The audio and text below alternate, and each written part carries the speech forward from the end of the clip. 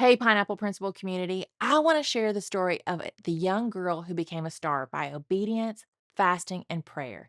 She was strong in her faith and she used wisdom and patience to be brave to do a big thing for God. It was all about her attitude. She is an example for young women of God. We want you to check out the scriptures in the show notes and dig a little deeper into her story. We really recommend that you use the SOAP method to dig deeper into your Bible, into these scriptures. So let's check it out.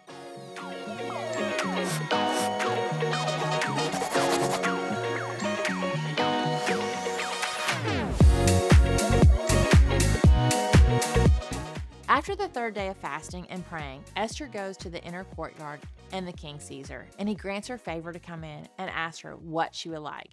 She told him if it would please him, she would like to invite him and Haman, remember, he's the guy who wants to kill all the Jewish people, to come to a banquet she has prepared for them.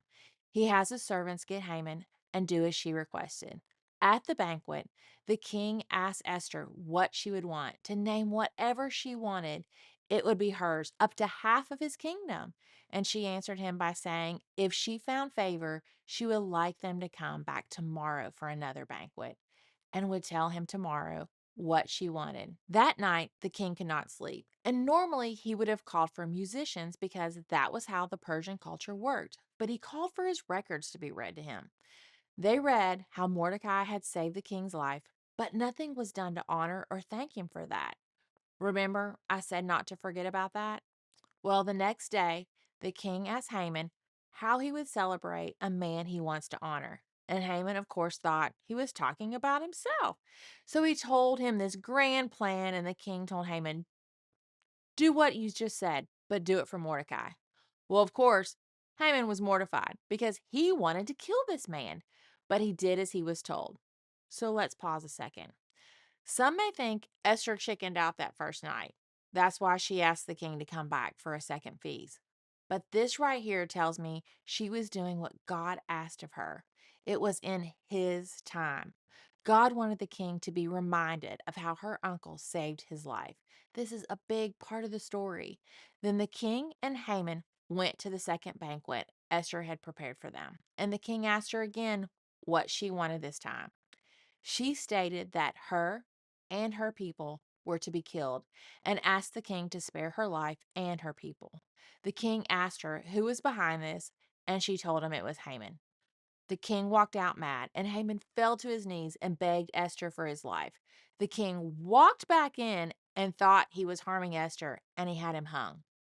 King Ahasuerus went on to award Esther the estate of Haman, which she gave to Mordecai to run.